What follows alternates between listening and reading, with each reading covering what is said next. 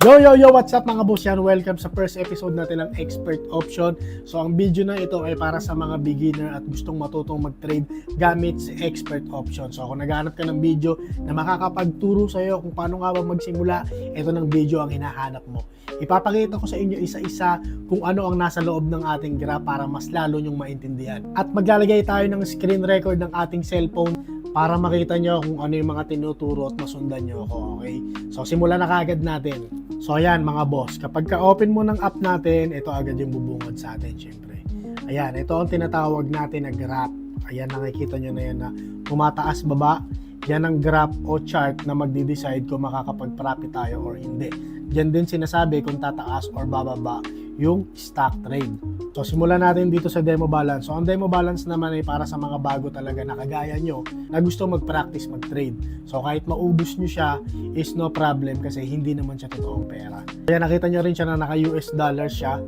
So, okay lang yan kasi demo balance lang naman. Once naman na nag-deposit ka na ng totoong pera, is automatic yan na mako-convert sa peso. So, pag pinindot nyo yung demo balance, meron ditong real money sa bandang taas. Ayan, kita nyo mga lods. So, yan naman yung pera na dineposit na natin or ating napalago na sa paggamit ng expert option. So, yan, nakita nyo, naka-convert na siya sa peso kasi peso ang currency sa Pilipinas. So, ito naman yung tinatawag natin na asset list. So, yung asset list naman is diyan ka pipili ng apps or kung saan mo gustong mag-trade. Meron diyan Smarty, Google, at yung mga sikat na iba pa, Apple, Bitcoin, pwede ka mag-trade sa kahit saan dyan. So, masasuggest ko, stay lang muna tayo sa Euro, US Dollar, OTC, or sa Smarty. So, dyan lang muna tayo sa dalawang yan. Sa tabi naman nun, makikita nyo itong parang orasan na yan. Yan yung tinatawag natin na duration. So, ayan, pwede kang pumili ng kahit anong duration dyan kung gaano katagal mo gustong makita yung result ng trade mo. Pwedeng oras, pwedeng minuto, or kung ano man. So, siguro mag-start muna tayo sa 30 seconds. So, yan, set lang natin ng 30 seconds yan.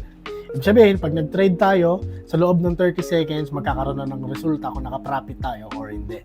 So, ayan, nakikita nyo naman dito sa baba natin, ito naman yung investment. Ibig sabihin, ayan naman yung willing mong i-trade.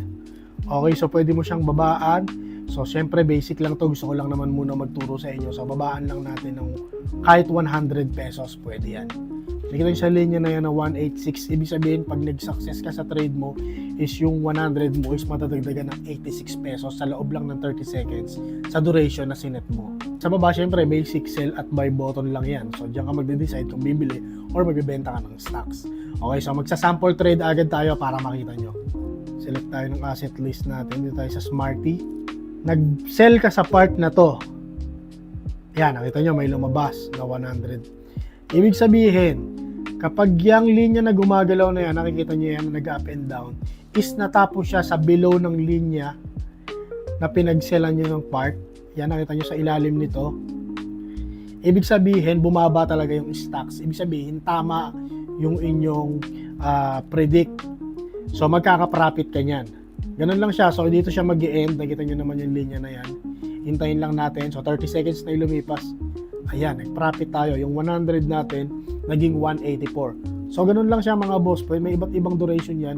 Pwede mong baguhin anytime. So, halimbawa naman, nag-buy ka naman halimbawa sa part na yan. Ayan, nakita nyo, may lumabas na 100. So, etong gumagalaw na lang na chart natin na yan is natapos sa above nitong line.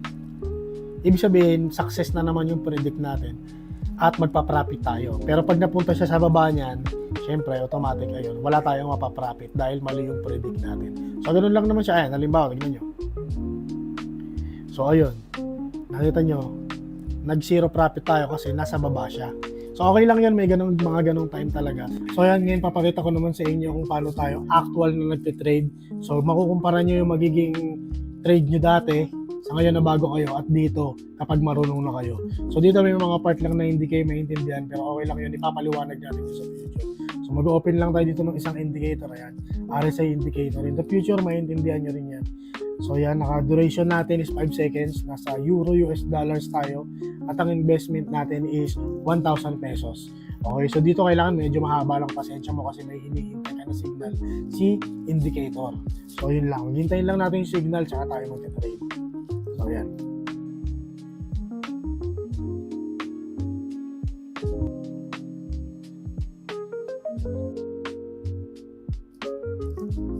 Yan, so nag-buy tayo sa part na yan. Hintayin lang natin. 2 times tayo nag-trade. Ayan. So yan, nag-profit tayo. Naging 800, nadagdagan ng 880 yung 1,000 investment natin ng 2 times. So ganun lang siya. At dito na natin ipapasok yung mga indicator. Okay, so ito yung tinatawag natin na indicator. Para saan nga ba yung indicator? Yung indicator is makakatulong sa'yo makapag-decide kung magbabay ka or magsisell ng stocks. So ito yung mga indicators na nandito: alligator, awesome oscillator, bolling bands, fractal, MACD, moving average, parabolic, at RSI. So yung mga indicator na yan, ipapaliwanag natin yan siguro sa susunod na episode para hindi sabay-sabay yung pasok ng information sa utak natin dahil medyo nakakalito talaga sa simula. Yan, at punta naman tayo ngayon dito sa finances, ayan, sa deposit method natin para alam nyo kung saan kayo pwede mag-deposit at kung ano ang pwede. So yan yung mga pagpipilian nyo. So usually naman GCash pwede yan eh. Ang minimum natin na pwedeng i-top up dito kung itatanong nyo is 600 pesos talaga. So bakit 600? Kasi naka US based ang expert option, hindi siya naka PHP currency. So yan yung pinakamababa. Pero once naman nakapag-deposit ka na, ang pinaka minimum naman na pwede mong i-trade is 55 pesos, no, equal to $1 sa US. Ayan, para sa episode 1, okay na siguro muna yung mga naituro natin. Hindi natin pwedeng ituro lahat ng sabay-sabay sa loob lang ng isang episode dahil medyo sasakit yung ulo natin dahil talagang nakakalito sa trading. At yun lang muna mga boss, maraming salamat at welcome sa mundo ng trading.